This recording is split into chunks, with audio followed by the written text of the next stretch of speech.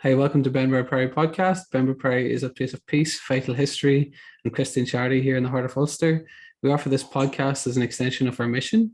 Please see our website, which is linked in the description below, and you can like, share, and subscribe in order to support our ministry. If you wish to donate to help to keep the Priory alive and a hub for the community, then you can do so via our website, or you can do that in person. So just today then, I'm joined by the terrific TV presenter, Joe Mahon, supported by a wonderful team. And Joe is the star of Mahon's Way on UTV, and he's a host of foreign favourites such as Let's Spot Ulster. He's instantly recognisable for his gentle commentary, full of wonder at Ulster's unceasing surprises, whether that's the raw beauty of abandoned islands, a piece of captivating local history, or the majesty of lush landscape. His kind of contagious enthusiasm and his warm conversational style create a rapport with devoted viewers who'll be delighted to watch the second season of Mahon's Way.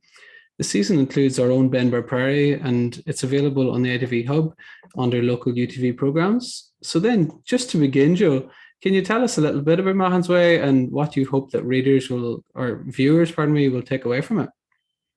Well, I suppose, first of all, thank you for having me, Marcus. It really is a privilege to be asked to do this. There's only one thing I like better than listening to other people, and I was talking about myself. Well, Mahon's Way, I suppose, is the title of a programme that has been going for an awful lot longer than the title itself, if you know what I mean. Because I started making programmes of this nature a long time ago. I suspect when you were in short trousers, even if you were around at all. In fact, it was certainly. I should go back to the beginning and really talk about the beginning of my career as a presenter, because before that I had been a producer of TV programs, and I produced a series that people still talk about whenever they see me or mention Mahon's Way, and they mentioned McGilloway's Way. McGilloway's Way was presented by Ollie McGilloway, who was he was quite unique. I don't know if you remember him personally. You wouldn't have seen any of his programs, I don't know, but he was he was many things. He was actually a nurse, believe it or not. He was an academic. He headed up the School of Nursing at the university. He'd been a nurse himself before that. And he was also a kingfisherman, an angler. He was chairman of the Mahon Anglers Association. He was a keen biologist and naturalist, and there was very little about the natural world and really about the countryside around where we filmed that he did not know. He knew absolutely everything. He was one of these polymath type people. He wasn't a natural TV presenter in the sense that he can often be gruff and plain speaking, put it that way, But that's what people liked about him. That's what people saw as a kindred spirit. Anyway, I ended up, it's a long story, I was his producer, one of his producers, but I ended up producing most of his series, and he did it for about 6 years. And in that 6 years, we made I don't know how many programs, but probably about 30 programs, less than 40. And Ollie sadly died early age of 58, or 58 or 56, but he was in his late 50s. And he suddenly died of a heart attack, and obviously that was a shock and a big trauma, obviously for his family, but also for the rest of us who were close to him as well. He was a good friend of mine, besides being a work colleague, so to speak. And we were halfway through, or maybe 3/4 of the way through a series of programs when Ollie suddenly left us, and we had to cobble together a few programs from a lot of older stuff and outtakes and things like that, but we managed to finish the series with the permission and with the backing of his family, and also with the permission from UTV. This is the old UTV back in the day, and UTV and the people who worked in it were also very fond of the program and very fond of Ollie. And they came to us at the time. I worked in a place called Northland Films. And they came to us and said, look, we like the way that you do this kind of program. We like the feel of it, and we like the kind of the approach you have to the environment, to the wildlife, to the countryside, to people. And we want to keep it going. How can you do that? And without Ollie? but we'd like you to try it.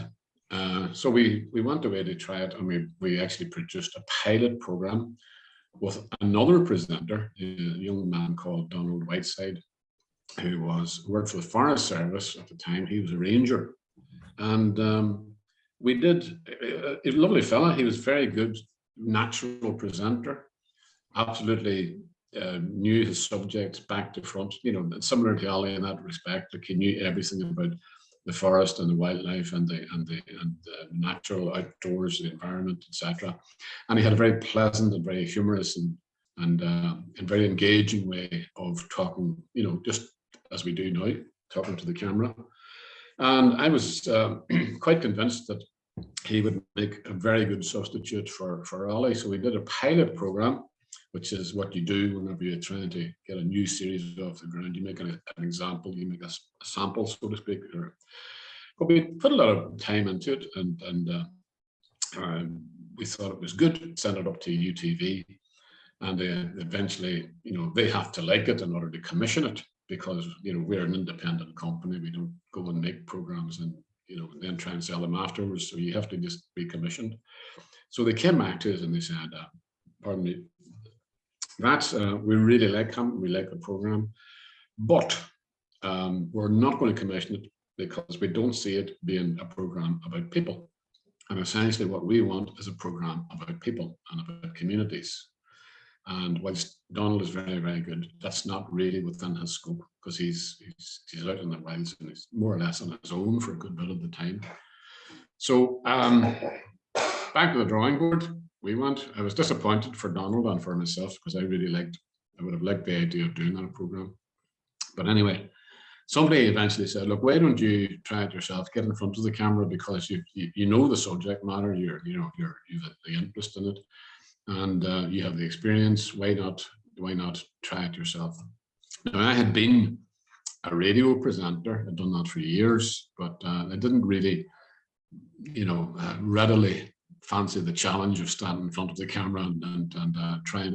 Well, there was a whole lot of different kind of sensitivities about it. Number one is, in spite of the fact that I'm a presenter and broadcaster and been doing that for decades and decades and decades, there's still an element of shyness is the wrong word, but reluctance to put yourself out there. You know, it's not a very natural thing to be standing up and addressing, 100,000 people every time you open your mouth, and you become aware of that or conscious of that. But nonetheless, we needed the work, we needed the program. There were other people dependent on it, our camera crew and all the other people who worked in the company as well. So we gave it a go, and we did the first pilot. Very nervous presenter, and we did it, sent it up to UTV, and they said, yes, that's the idea, we like that, we're going to commission 6 of those. So we were all delighted. Then we had to face the challenge of actually making them. So what were they about? They were about nearly the same kinds of things that Ollie talked about, except I did not have nearly the same kind of knowledge, certainly, possibly not the same interest in things like fishing and so on that he did. I was much more of a dabbler in those aspects of life and recreation and so on. But I did have an interest that Ali made of less interest in, which was kind of local history. And that had been always there. And it had always been something I would have liked to turn my attention to. Now, I don't want to give the impression that programs like this get made with very firm intentions in mind. A lot of them are experimental. The way that you go about making programs is very often, it's very trial and error, I think is the best way to describe it. You see what things work and what things work less well. What I always wanted to be comfortable in my programs. And what I meant by that was I told people right from the start, and it seems such an obvious thing to say, but nonetheless, you had to say it. I said, I don't like artificiality. I don't like any sense of falseness or pretending to be something that I'm not. I don't want to speak differently. I don't want to behave differently than I normally behave. I'm not going to be a presenter who does whatever the program requires. I said, if the program requires me, then it'll have me, but not me acting up as somebody else. That sounds like a very obvious thing at this distance to say, but way back 30 years ago when we were starting to make programs like this, those were big considerations. Because back in those days, everybody had to speak very properly, like Michael Bagley, and that's why Ollie was the exception. So I didn't want to imitate Ollie either. That was the other aspect of it. I didn't want to say, right, that was Ollie, now this is me, and I'm going to do something the same thing. So that's why it wasn't called Mahon's Way back then. We had to think of a title, and Alan Bremner, Michael Beattie, Andy Crocker, these were the guys who were running UTV at the time. And they said, well, we like your program, we like your style, and we like the content so far as we can see it so far. So what do you want to call it? And believe it or not, the title Mahon's Way was suggested by somebody, and I said, no, that's far too imitative of Ollie, and I don't want to be seen as trying to replace him. I want to do something, but it's going to be different. It's going to be, a different program. It's not just that I'm going to be seen as a replacement figure or anything like that. So we came up with. I said we haven't thought of a title yet, Alan, to be honest. And so he said, well, think of a title and come back to me, because you can't put it out without a title. So I drove back from Belfast to Derry, where I live, and I remember halfway across the Glenshane Pass, this big lonely mountain stretch of road. And I had in the front seat of my car a number of books. I always had books that Ollie had kept giving me, read about this. They were mostly about the natural world, about wildlife and so on. And funny enough, I had been thinking just idly, deep philosophical thoughts. I was thinking, you've heard of a lesser spotted woodpecker. You've heard of a lesser spotted dogfish, And these names always intrigue me. And I always used to wonder, does that mean that the lesser spotted woodpecker is a smaller woodpecker?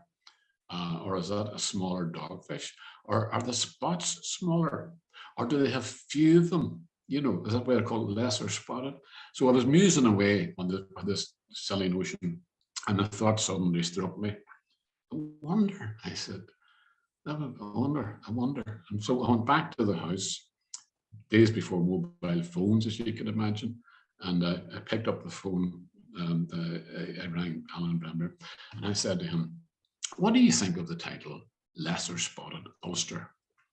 So there was silence at the other end of the phone for a considerable number of seconds, and he said, I have been commissioning programs here for about the past 10 years, and he said, that's possibly the worst title for a program I have ever heard in my life.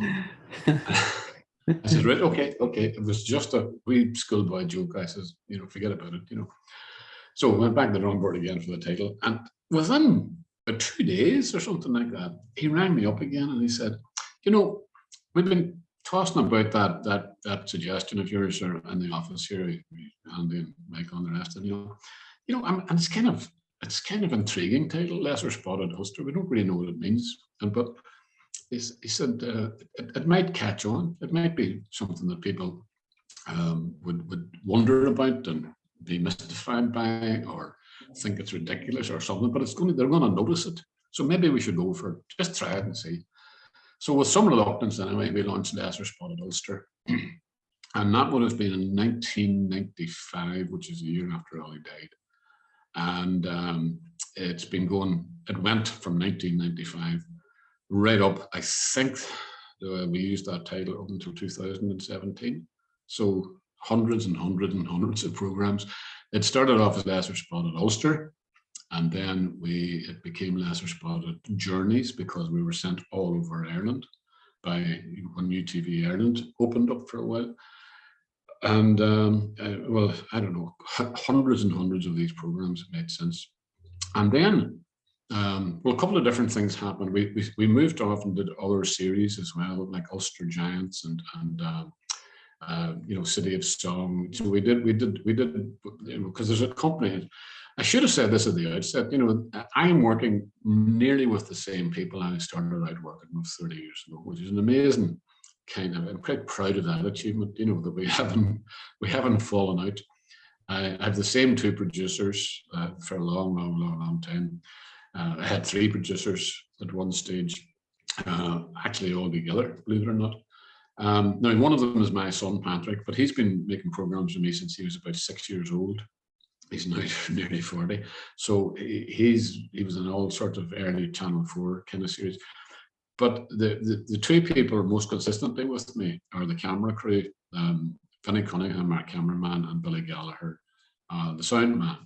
And together, we form, there's always a group of 5 or 6 of us. And it's very, very much, it always has been a kind of a teamwork approach. It's about, you suggested that yourself in your introduction, Marcus, that there's a team of people. And I'm very conscious that I'm the person out front. They're happy for me to do that, although some of them could do some of the things that I do a lot better than I do them. But it's somebody has to take the rap, put it that way. So I have been doing that, the front man, for all of those years. And it's only, as I say, recently, whenever we started doing these other programs, and then we came back to do, so maybe we should try and do more Lesser Spotted Ulster. In the meantime, things changed at UTV. UTV is no longer the old UTV that I refer to. It's now been bought over by ITV, which is the big national network broadcaster. And we had to kind of have to start over again with them. They weren't happy when they bought in, even though they kept the brand UTV, they kind of changed it physically, out its appearance and all the rest of it. And they weren't entirely happy about just coming in and putting out the same old programs as they saw it, that UTV used to do. They wanted a fresh look, and they didn't want old kind of pensioners like me hanging about the place and cluttering up corridors and making old programs. Until they realised after a while of being here and seeing the kind of the programs that we made, and also seeing the audience figures that we got, because the only reason we kept going for all of those years is that year after year after year, it was, and I'm not saying this boastfully, but I'm saying it in a very practical and thank God way, it remained enduringly popular with audiences. The audience grew up along with this kind of thing, but then younger generations started enjoying it as well. So it was nearly always top of the audience ratings, or thereabouts. It used to sort of sometimes fight with EastEnders on the other side, who's got the biggest audience and so on. So when you're getting audiences that are equivalent to what the soap programs are doing, then you're doing pretty well. So all sentiment aside, the only reason they kept us going is because we were delivering the goods. And when you work for UTV, it is a commercial television company. So they really have to maximize their audience, because the only way that they get any income themselves is from selling advertising. And, you have to sell advertising to as many people as possible. So that kind of dictated, to some extent, the nature of the program that we did. So it has to be, if you like, I don't like the phrase, but a crowd-pleasing program. It had to have not only good content and substance, it had to be entertaining. It had to engage people in a way that it wasn't a duty watch. The way you get some serious documentary programs on TV and you say to yourself, I better watch this because I should, because it's good for me or something like that, or I'll have to know this. I wanted to make programs of substance, always have done. And I think that we found a formula where we can do that and yet still keep the same kind of audience and involved and engaged and so on. And I think the TV watching has changed. I'm sorry, maybe going off message here slightly, but I think TV audiences have grown and developed over the years. Now there's so much media about nowadays, as you know yourself, including this one. There's so many different ways in which information and so on is imparted to people. When we set out at the very beginning, we were still living in 3-4 channel land. That was it. There was nothing on those 4 channels that you didn't want to watch, and that was it. You had to go out and play football or something. So nowadays, as we know, there's hundreds of options, if not thousands, millions of options. And most people watch their iPads and on their phones and all sorts of other ways and different channels and so on. So you really have to. There is still here in this part of the world a pretty strong ordinary TV, terrestrial channel TV audience. That's the ones we still have to please and hold on to and so on. But back in the day, they were kind of, there weren't too many choices. So we've had to develop over the period as well, have to adjust to the digital age ourselves and say, if somebody were to say to me, you're making the same kind of program, it hasn't changed many in decades and decades, and I would say, yes, and to all appearances that's the case, but nonetheless, we have had to adapt and have adjusted. And I would say one of the subtle ways in which we've done that is we're conscious that people don't want to waste their time, in the sense that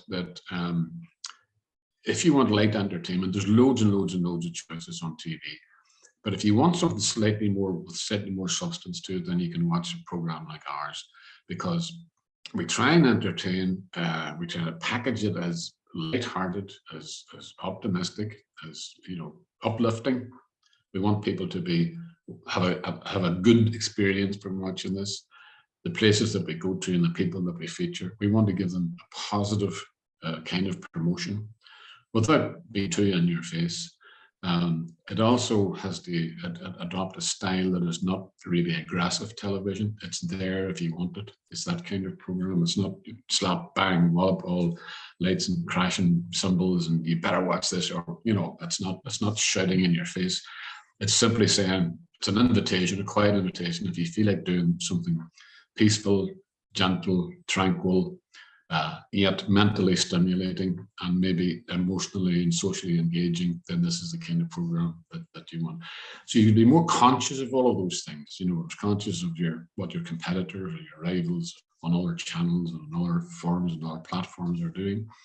And so I think that the way we've changed is we've added really hard substance into the program, a lot more concentration, perhaps, hopefully not that noticeable, but a lot of concentration on history and on the accuracy of facts and information, and telling people things that we hope they wouldn't already be too familiar with.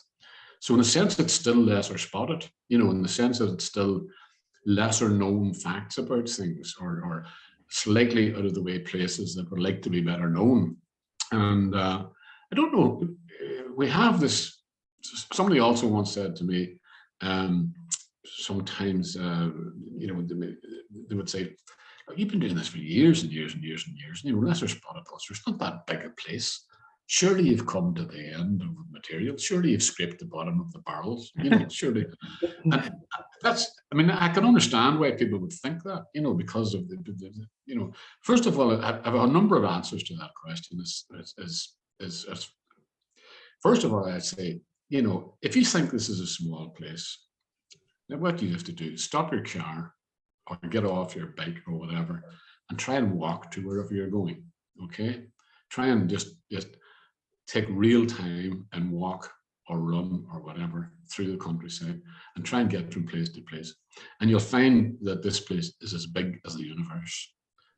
When you're not traveling through it at speed, when you're traveling through it in speed, you're in a car. It is not visiting places. It is not being in places. It is passing through places. And given the fact that most people love to drive at speed, it's passing through them very quickly. And given the fact people drive on motorways, then they see nothing but miles and miles and miles of tarmac stretching in front and behind them. And the side is usually hedgerows, so they can see very little past that.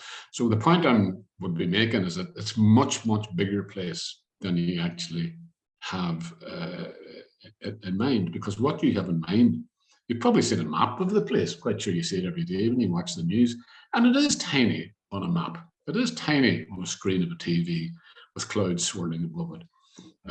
But that's a false impression. That's a false way of looking at the world.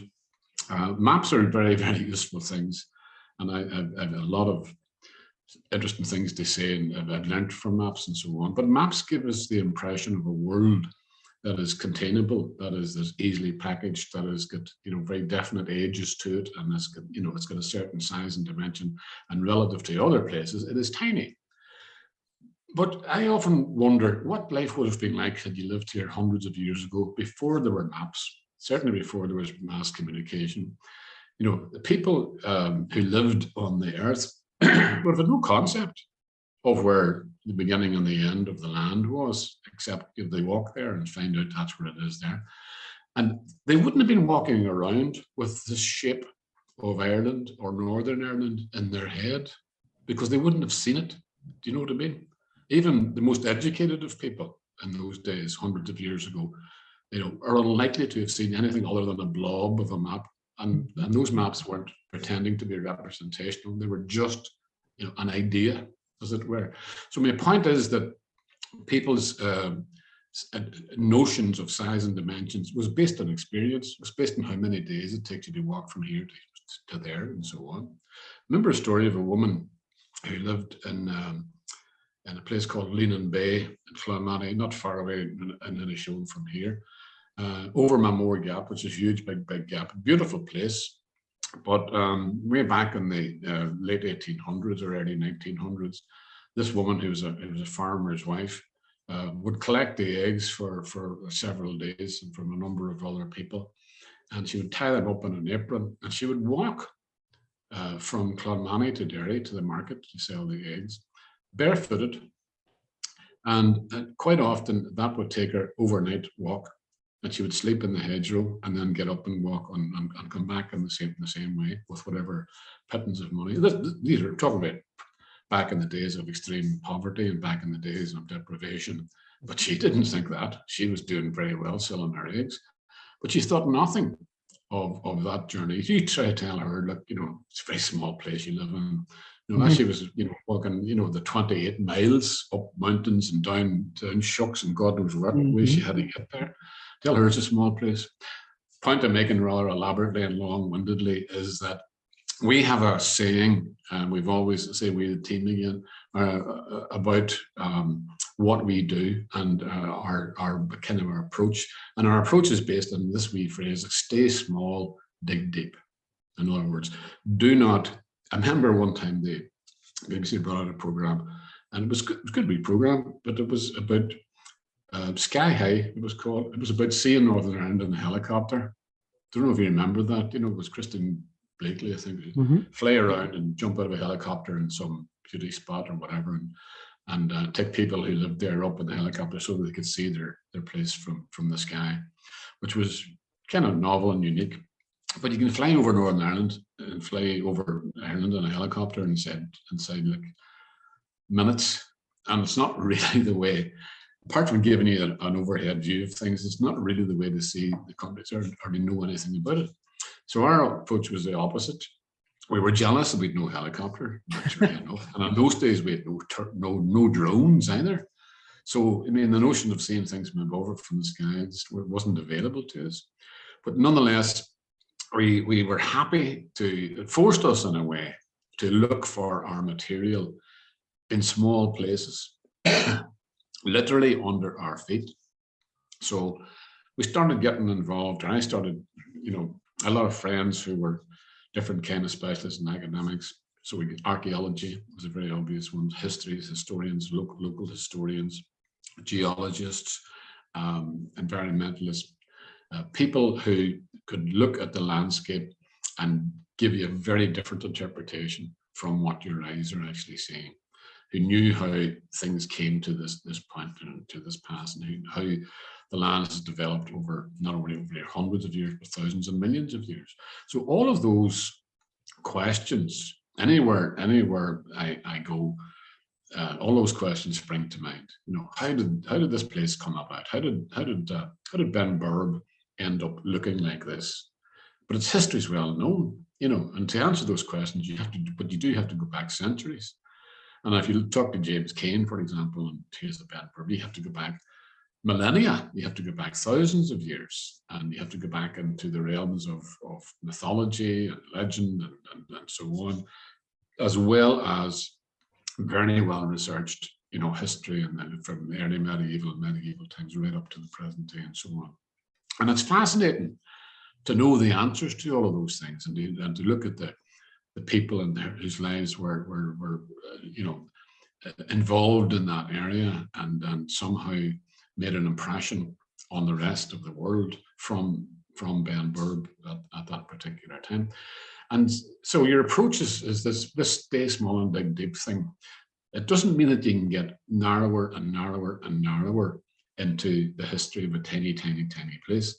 it means the opposite. It means that if you dig deep, then you see where the history spreads its tentacles out. You can see where these people connected into other events, other people, other big movements that were happening in Europe and the world in general, and also in the natural world, because sometimes things happened, droughts and famines and all of the things that we see experience in other parts of the world, particularly today, were also happening back then. So that, over a period, you start connecting up all of these tentacles from one place to another, and you form an impression, you form a picture of what life was like 100 years ago, 50 years ago, or 500 years ago, or 1,000 years ago. And the way I relate to the world, and this has always been the case with me personally, and I think that quite a few people are like me, it's not sufficient to look at a place and say, oh, this is absolutely beautiful, or this is very interesting because the buildings or architecture is charming, or whatever it might be. I look at the world that's in, this is my environment, and I want to give you an example of what I'm trying to say. When you go on holiday somewhere, and in my case, this would have been 2 weeks down the west coast of Ireland, or somewhere I haven't been to before, and this would be, well, I don't mention any place, but the first 2 or 3 days that you're there, you're completely disorientated because you don't know the directions of anything. You don't know where to go to see such and such, and you don't know what there is to see even.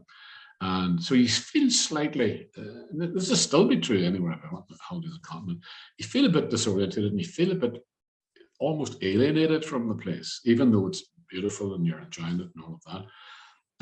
But you're kind of uneasy because it's not home and because you're not familiar with anything. And you stay there for 2 weeks and you learn things and you talk to people and you see the place and you get to know the way from A to B to C to C, and you get more and more and more familiar with it. And by the time you leave it after the 2 weeks, you can know it extremely well and feel, what I'm getting at is the feeling that you have there, the feeling that you might have had at the start, which is one very slight unease. I can't really relax yet because I don't know where I am. And in the end, you're so comfortable you don't want to leave, if you've had a good time. And it's simply because you've learned something. You've learned about the significance of that big rock and that big field, or something about, what happened here. And as soon as you know anything about a place, as soon as you've got information about a place, then you feel your relationship with it changes. You own it a bit more, and it owns you a wee bit more. You feel more at home in that place. And I think that is, trying to answer your very first question, what's Mahon's way about? It's really about trying to bring that sense of familiarity, quickly up to speed with people, so that when they watch a program about Benburb, or as they watch a program about, I think it's in Hull Island on Sunday coming, they'll know something about that they didn't know before, and they'll feel as if they've been there, and their lives, I think, will be richer for that experience, that they will have learned something, their minds will be enlarged. It happens to me, so I'm hoping, I'm assuming that it happens to other people. If we've done our job well enough, if we've captured what we think are, what is the essence of this place? What do you really need to know about this place in order to understand it better, or understand why people love it or hate it so much? What is it about this place that gives it a kind of unique character, different from another wee place that's only 5 miles down the road? So that's the challenge always, and it's not deliberately looking for sensation or differences and things like that. It's looking for, sometimes it's looking for sameness, and it's looking for a pattern, but each place has got its own physical characteristics, and the people who've lived there have given it different dimensions, have built things there and so on. And the character of each place is really dependent on a whole lot of factors. And our job is to sort of prise open these wee factors and these wee elements and say, look, here's why this place is unique. That seems kind of easy to do in a place like Benburb. But if you go to, some place that doesn't have all of its advantages, and I'm talking about in terms of landscape and architecture and history and so on, But plant us down in the middle of a field somewhere where it seems fairly featureless, and we start digging deep, and we can nearly assure people, we'll come up with some kind of program. Naturally, you have to have the glamour, which is nowadays provided by beautiful landscape shots and drones and all of those kinds of things. So I'm hoping that any sense of wonder that we can experience ourselves can be transmitted through these programs. And unless you have that kind of ambition or that kind of goal, then you really won't bother trying, if you see what I mean. Mm-hmm. I think a lot of people make these kinds of programs, and if they have a very, very specific agenda, we think of things like Country File is an excellent program the BBC does, and Antiques Roadshow, but one's about farming and one's about wildlife and one's about antiques, but they have a very definite focus, right? Ours is not. It's not. I was going to say it's not unfocused, but it's kind of it admits light into an awful lot more corners, and there's no subject matter in these different places that would not be welcomed into our program. Very few, as long as they pass the cultural taste bar, if you like, that this is the kind of program material that we like to feature, and that we think that people will like, and that will also, to go back to what I said at the start, they also find it entertaining. So the Mahon's Way came about after, to answer that final question, so many years had passed since Ollie McGilloway's Way had gone, that we didn't, I think, right, okay, relent. It's a simple way of doing it. It's also, by the time I'd been doing Lesser Spotted Ulster and these other programs for so many years, then I felt if people want to locate our programs, it's because there's so many on offer at the present time. So you're scrolling through the timetable in Sky or whatever, and oh, Mahon's Way. So at least the kind of that might be your man that did that, So there was a tag that said this way towards Lesser Spotted Ulster, this way towards the kinds of programs that used to these guys doing, So that answers that first question. That's brilliant. I'm going to pause and I'm going to drink a coffee, Marcus. Here. No, fantastic. Thank you for sharing, Joe. I appreciate it. And I must say too that from my personal experience, I've been inspired by your program to actually take the next step, as it were. And after learning all those wonderful details, to go to these places and really absorb them. And I hope that people will have the same effect with the Benburb Priory, for example, or even some field in the middle of nowhere, as it were. Yeah, well, and good.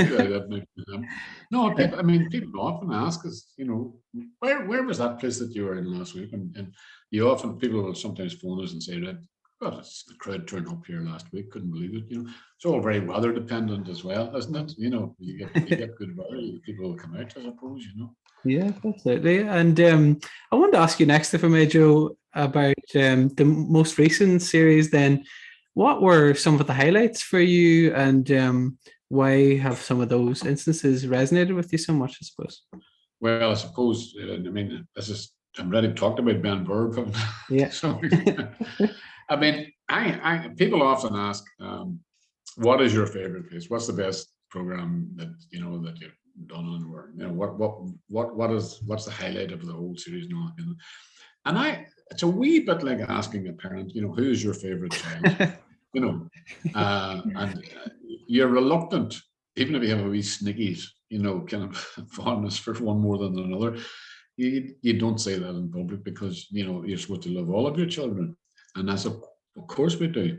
And I have the same feeling about all the programs that we do. And it's not, there's differences, different ways of looking at each one of them. And it's really down to, yes, how good the final program was in your own estimation, but also the kind of experience you've had there making that program. If you can, in theory, go to a place and not really meet anybody, other than just people who give you some information, but not really engage with anybody, you can still come away with a lovely, beautiful looking program and maybe get your information from other sources and put it out on online or something like that. But you know, it's really about engaging with people, with populations of people who live in the places, you know, and that's what creates the experience of their happy experience, or maybe less so, of being in particular places. So I tend to, if we have, and all of the shows recently, all of the shows in, you know, back several years now, I can't think of one that we didn't actually enjoy making, you know, that we didn't have a good time whilst we were there. People are almost universally hospitable, you know. A lot of people who are going to be on the TV have got too much to think about, you know, about they're nervous, and they're worried how they're going to come across, and you know, that's on their mind. And the last thing on their mind is, I wonder, is Joe Mahon's team having a good time, you know, because they're too concerned with their own performance, so to speak, you know. But nonetheless, most places are very, very hospitable, and people are very warm and welcoming and are glad to be part of a program. And that's all part of how I feel about the place, how we all feel about a place afterwards, you know. And it's especially true, I suppose, when the people who are sharing their hospitality maybe perhaps don't have enough amount of hospitality to share with you, you know, who are proud of their place, but at the same time they're not, you know, they're quite happy for you not to be there and not to notice it, and so on. So you work with different people. It depends what, you know, some of them are, I mean, I suppose I have to say, going right back to the very beginning, it is much more difficult to get contributors, interviewees to come onto your program.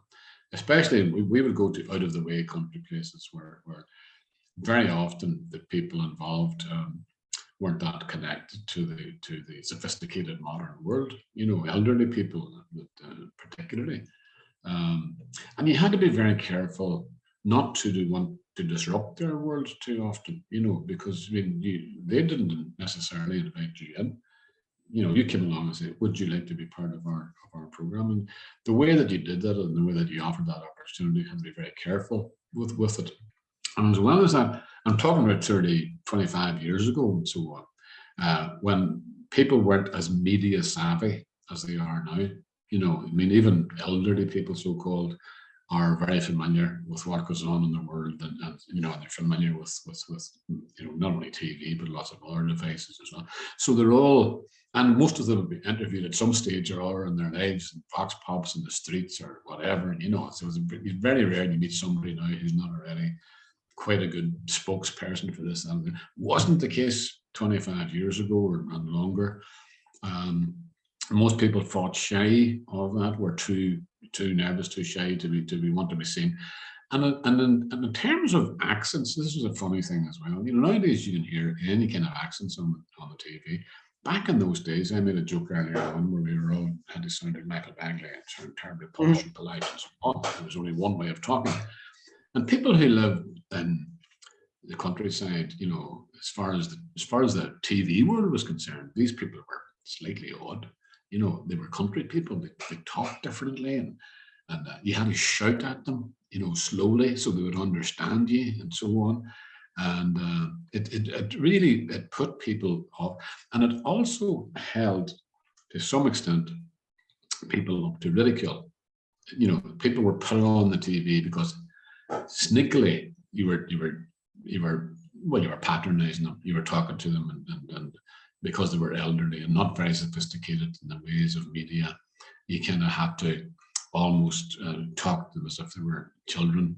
And but it was worse because you could get them to talk to you, and they talked in a funny way, or they talked, you know, in a high-pitched way, or they talked too fast, or they talked too slow, or whatever. And they were kind of put on TV, it seems to me, and I'm looking back, as specimens. We used to call it a zoo piece, you know, that somebody was put on the TV and people had a good laugh. But depending whether they were laughing, if the person who was on the TV wasn't laughing or wasn't part of the joke, then they were being laughed at. Mm-hmm. A very good example of that was a fellow who died a few years ago called George Cunningham from Strabane, and he became known as the fastest talker in the West. He was on Jerry Anderson's show and things like that, you know. And how George came to prominence was in the old black and white TV days. Charles Witherspoon would get around the countryside. I don't know if you remember Charles Witherspoon, and he wore an orange jumper and carried a big microphone, and he came on a bike, and he was going to country areas, and he was talking to this man called George Cunningham. He was on the steps of Strabane Council House or Courthouse one day on a protest. And he started interviewing him about what this protest was about. And George, as I said, was somebody who was quite an elderly man at this stage, had never seen a TV camera probably before, certainly not one pointing at him. And he wasn't a trained spokesman. But he spoke very, very fast in a high-pitched voice because he was very nervous and he kept shouting. And Charles Witherspoon did all he could to calm him down. No, stand back, you don't have to shout, stand back. And became this kind of silly, funny confrontation. And that was used, that wee piece of film was used in It'll Be All Right on the Night. You know that program, that's outtakes, supposedly funny outtakes. This is one of the ancient ones, and it did the rounds for a long time. Then it ended up on YouTube, and people thought this was very funny. And then they started contacting George Cunningham, who kind of acquired the reputation. Oh, he talks very, very fast. And it would come on shows and be funny and go and say something very fast for us, George, and so on. But all of that was a really thin disguise for really, the man was held up. I mean, you've got to remember this, the man was on a protest holding a placard outside protesting about social deprivation, about housing or something, you know, so he was motivated to try and make a serious point. And he ended up entertaining people, right? So that's what I mean about, that became a zoo piece in the sense that you went and you looked at the animals through the cages, through the bars of the cage. And I felt anyway, even from, I remember seeing this as a teenager and thinking, that's not right. You know, he's been laughed at. I'm not being po-faced about it because I probably laughed as well because it probably was funny. You know, it was a funny thing to watch. The kind of, how uncomfortable Charles Witherspoon was talking to this man who wasn't playing along with the normal TV thing. But the point is that he is an example of somebody who wasn't enjoying the joke, not at the start, not until afterwards when they kind of let him save face by saying, oh, you're a very fast talker, that's why we were interested in it and so on, you know. But the point was they were just laughing at his lack of sophistication. You know, they were like, and I think that set back the cause of rural working class people being involved in the media and set it back, especially in this part of the world, for a long time, because they think, I'm not going on there, they're going to laugh at me.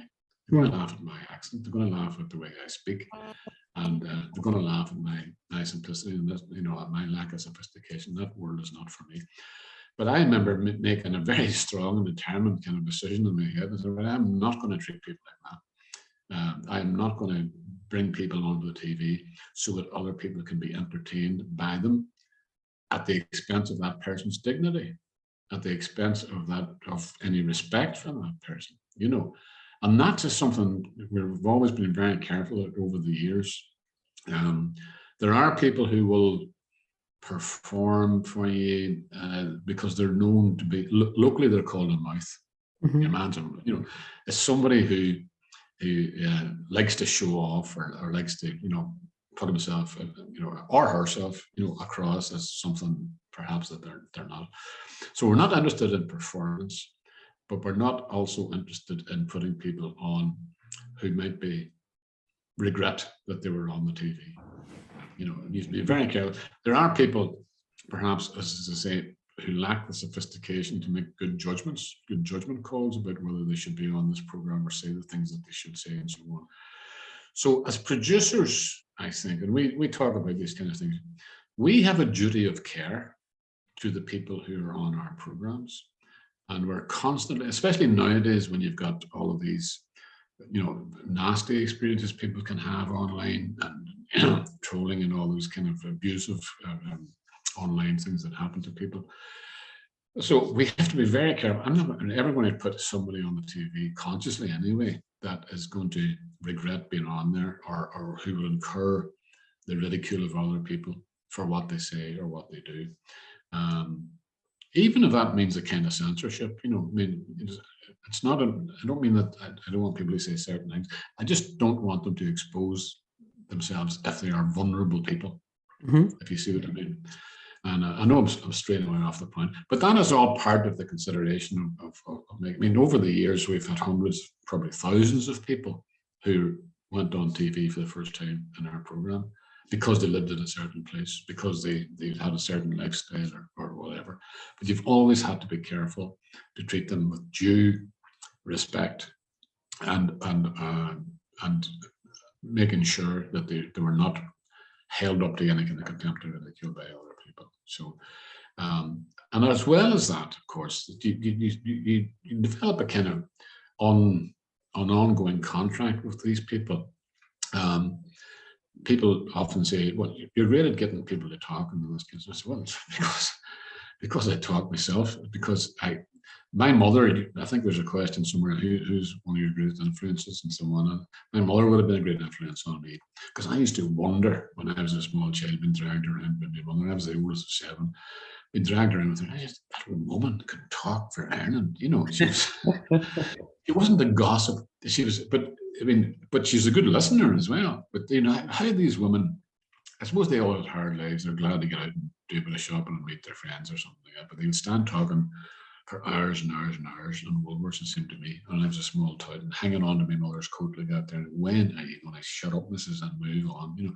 But I've seen her able to go into situations, into rooms where other people were, backward or shy or something like that, and entertaining, starting to talk to people and getting people, winning their trust and so on.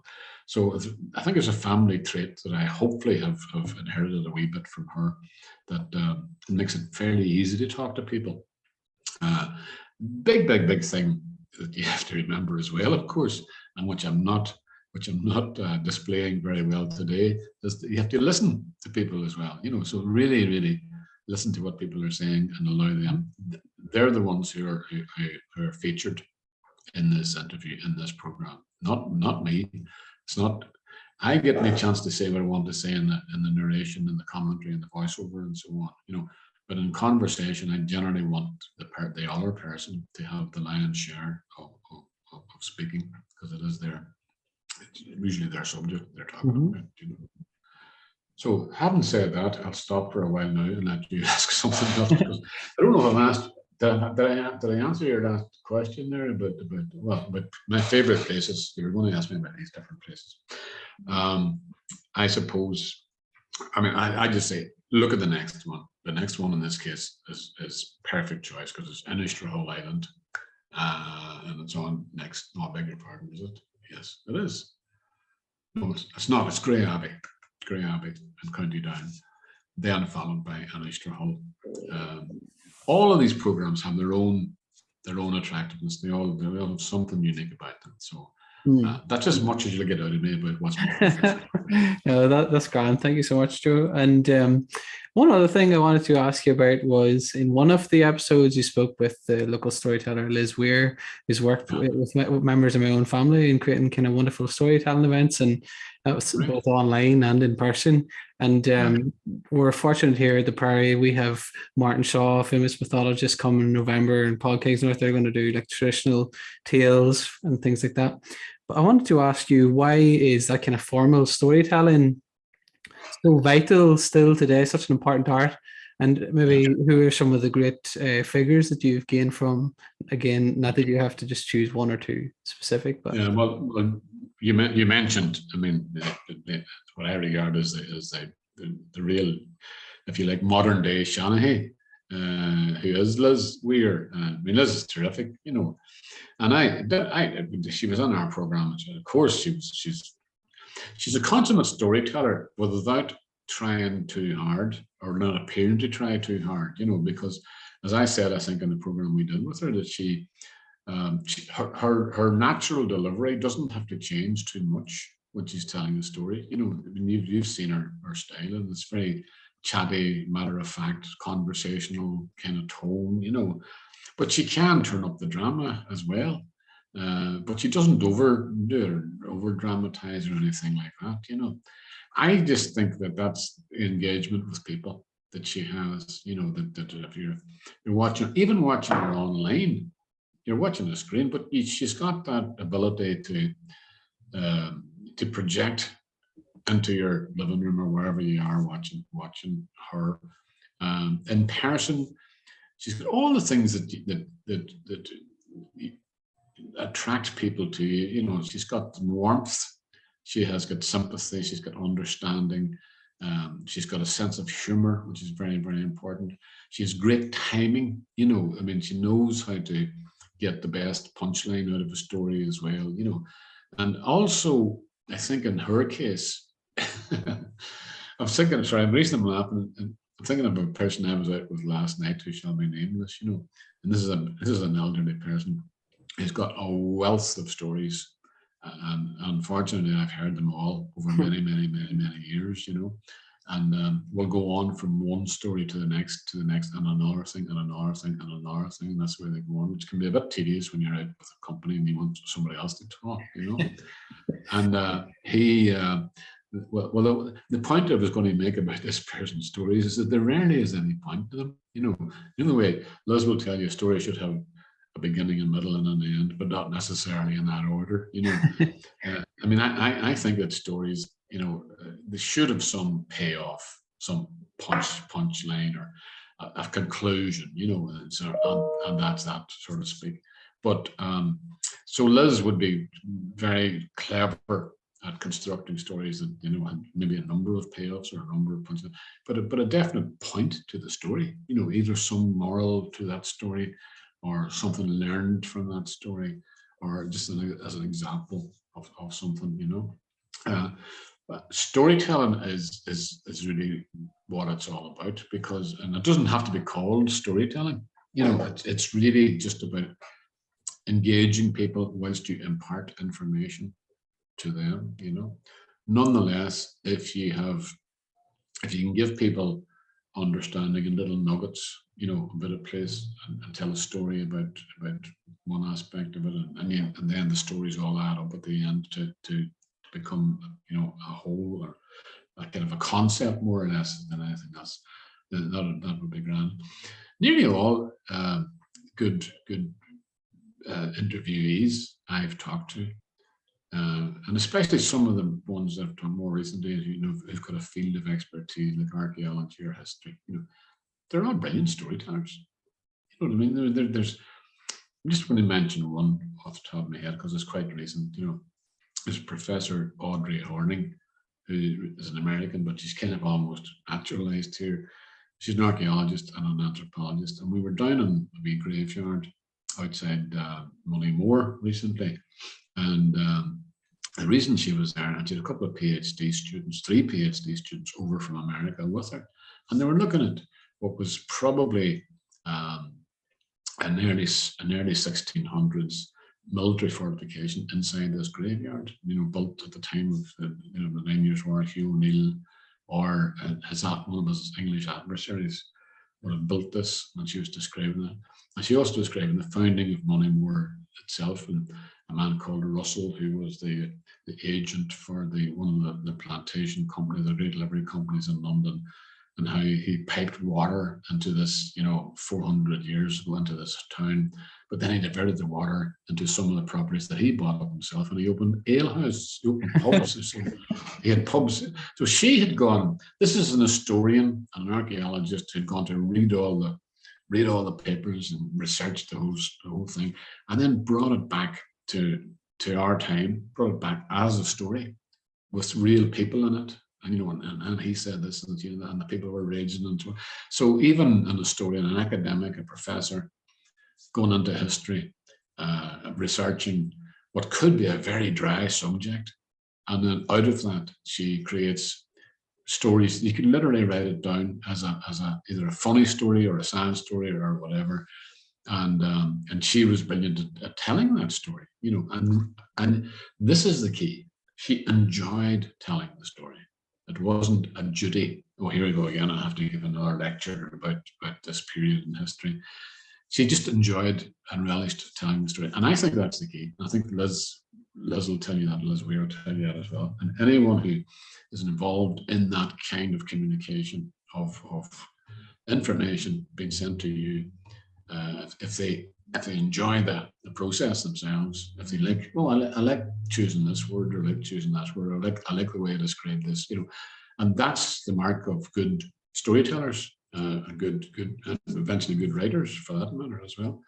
And it's something that when you're making these kind of programs that I make, that you would certainly aspire to, so you don't just, it might sound like it, you just don't say what first thing comes into your head, certainly not in the voiceover and the script and so on. You think about what you're going to say and how can I best get this across? What phrase or word can I use that says exactly what I wanted to say to describe this to other people? And that's where hard work comes into it sometimes, because you'd stare at that blank screen or blank page for a long time before inspiration comes to you, But there's always something that you make an act of faith. Every time you set out to make a program, it's based on an act of faith that you will finish that program. You never start out and say, I could pack this in halfway through it because there's nothing here to talk about. Your job is to fill that space about that place with interesting stuff, with engaging entertainment, and that is the challenge. And as if you've done it often enough, it ceases to be a challenge anymore, because it's you have faith that you're going to be able to do it. It's that famous Michelangelo saying, inside this big block of marble, there's a statue waiting to get out. So I look at this blank screen and I say, there's a program here that I have to sort of pull all the stuff, pull all the fog away, and there the program will be by the time that we finish it. So I think I've kept you going for enough, Marcus, here now. What do you think? No, that's great, Joe. Thank you. And I suppose just to close up for this afternoon, then, where can any viewers or listeners find out more about you and the work that you're doing then, Joe? Well, watch the programs is all I can say. I know that there are people on Facebook. Some of our team put stuff out on Facebook, but I'm not into all that social media kind of stuff. But I know that, first of all, I always say to people, if you can watch the programs live, please do so, because that's what counts in the commercial world. Failing that, if you can record them. Failing that, if you can watch them on the UTV player as well, because they keep them up for a month. And if for old programs, then I think you can contact Northern Ireland Screen, who keep an archive of old programs. But we're continuing. This series is going to continue on up until I think that the last day is the 6th of November, and we're going to have Mahon. Mahon is the last program. Sorry, Mahon was the last program, but last week we had to move the program in view of the events that were in it, was the funeral of the Queen. So we were taken off air, so that the ITV had a different program on. So that program is now going to be put on at the very end, at the end of November, or sorry, at the end of the Mahon program on the 6th of November. And then by that stage, we hope we will have started making our new series, which is for next year. So you'll be spotting us along the road somewhere or another. The Benburb program that we're both talking about earlier on is the second last program, and that's going to be on the 30th, Sunday, the 30th of October. This is where it gets complicated, because they changed the times of the last three programs. The next few weeks it's going to be 7:30, and then from the 23rd of October onwards, I hope people are writing down notes about this. It's on at 6 o'clock, all right? So 6 o'clock, which is a strange time for us on a Sunday, and I think that I much preferred the middle of the week. But Sunday, it might be a day that people have other things to do on Sundays. A lot of people are telling me they're going to, forms of worship on Sunday at that particular time too. But not much we can do to control what ITV decide to put about that. So anyway, that's the Benburb program, the 3rd of October. Do not miss it.